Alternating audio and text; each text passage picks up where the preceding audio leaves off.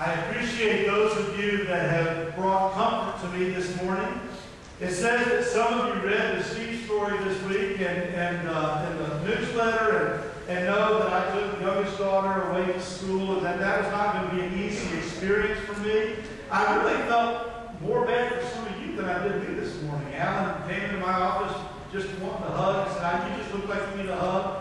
Holly came in crying this morning. It was really an interesting thing. But I think the neatest thing was the testimony. So I'm going to ask Tim Weaver just to stand up and give his testimony this morning about what you saw Friday morning at 6:30 while jogging down the road.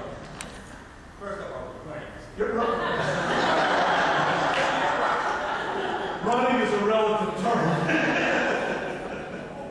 Running up Shallow Road, hit the shack bar, and making the right-hand turn off onto Shallow Creek, I saw Steve Brown.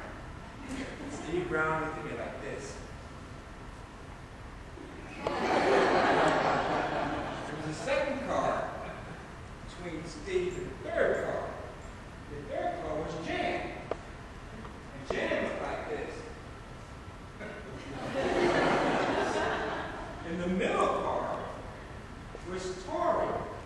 And Tori looked like this.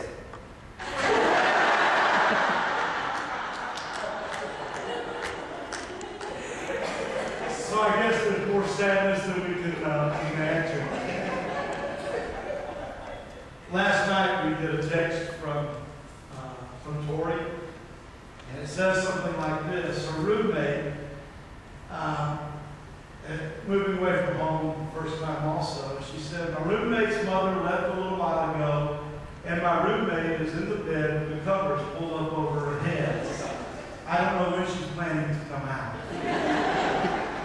And I said something like this, "Well, sweetheart, how are you going to handle that? Sounds like you've got a drama queen for a roommate." She said, "Well, Dad, I've lived with you for 18 years. I've seen a different side of my daughter. And as we begin to think about where we're going this morning to worship, seeing God, is there anyone that really can see God? John chapter 1, verse 18 says, "No man hath seen God at any time."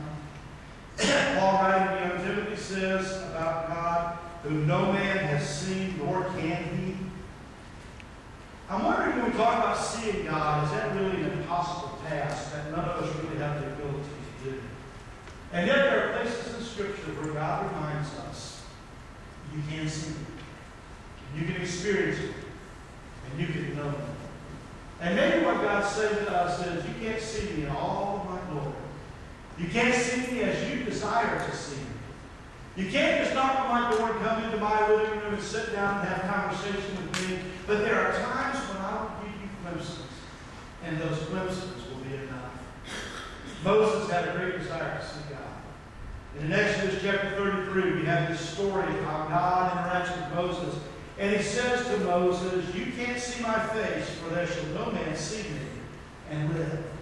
But Moses, if you come up to the mountain at a certain time, if you'll meet me at the cleft of the rock, a place where a crevice was and two large rocks on either side of it, God said, "If you'll meet me there, I'll give you a short glimpse."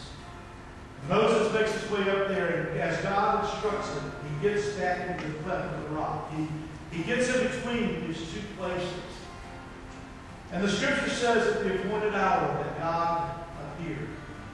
But that God took the palm of his hand and placed it over that place where Moses couldn't see. And as he passed by, and as he was moving away, he moved his hand just to give Moses a glimpse. And when Moses came down out from the cleft of the rock, he came back down to the people of Israel. It says that his total appearance has changed.